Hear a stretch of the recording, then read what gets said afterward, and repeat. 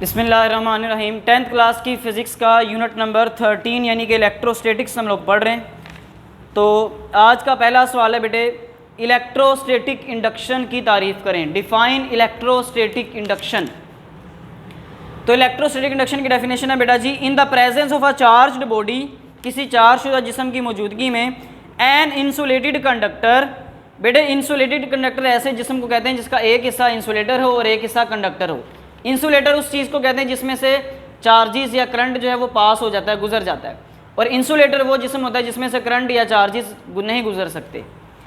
तो insulated conductor यानी कि एक हिस्सा उसका इंसुलेटर है, यानी कि उसका जो स्टैंड है ये इंसुलेटर है और ऊपर वाला जो हिस्सा है ये कंडक्टर है। तो ये बन गया बेटा इंसुलेटेड कंडक्टर।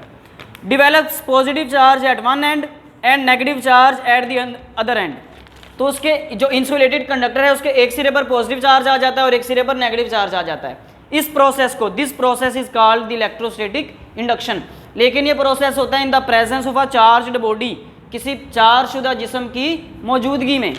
फॉर एग्जांपल हम इसके पास एक चार्जशुदा जिस्म लेके आए हैं, फ़र्ज़ करें इस पूरे जिस्म पर पॉजिटिव चार्ज है, तो इस सिरे पर आ जाएगा नेगेटिव चार्ज और इस सिरे पर आ जाएगा पॉजिटिव चार्ज।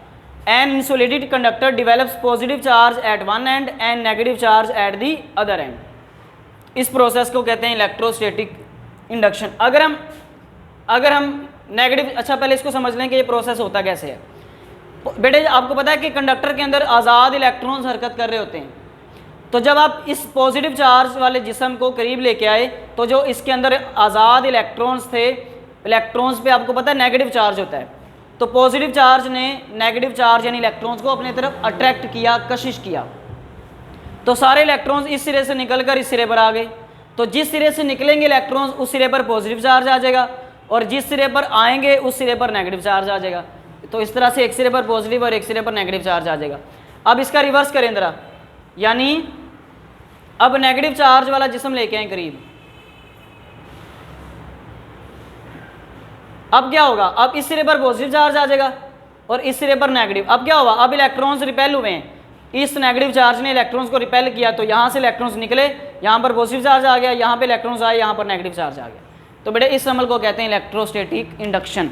किसी चार्जशुदा जिस्म की मौजूदगी में एक इंसुलेटेड कंडक्टर के एक सिरे पर पॉजिटिव और दूसरे सिरे पर नेगेटिव चार्ज इंड्यूस करने के अमल को, यानी पैदा करने के अमल को इलेक्ट्रोस्टैटिक इंडक्शन कहते हैं।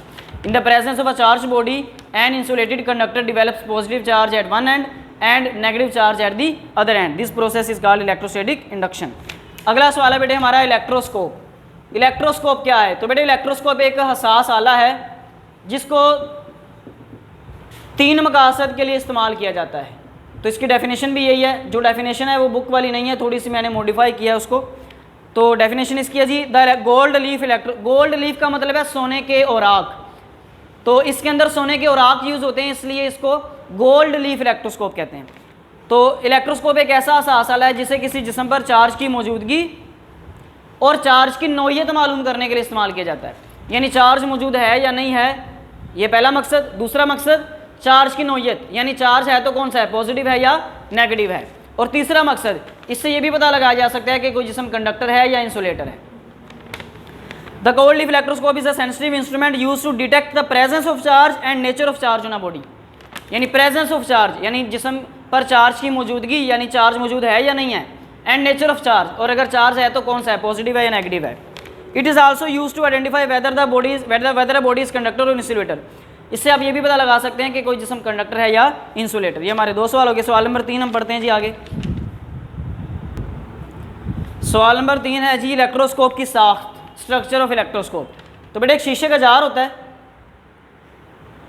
फ़र्ज़ करें जी ये शीशे का जार है और इसके अंदर एक पीतल का राड लगा होता है, और जो वो पीतल का राड है वो लगा होता है बेटा जी एक इंसुलेटर की मदद से, यानी कि कार्क की मदद से। आमतौर पे वो रबड़ का कार्क होता है, ताकि ये शीशे के जार के अंदर, आपको पता है जब शीशे और रबड़ के दरमियान काफ़ी फ्रिक्शन होती है, काफ़ी रगड़ होती है, तो ये राड जो है अच्छी तरह फिक्स हो जाता है उसके अंदर।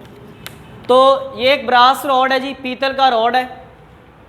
ये तांबे की भी रॉड भी हो सकती है, ज़्यादा या पीतल या तांबे की।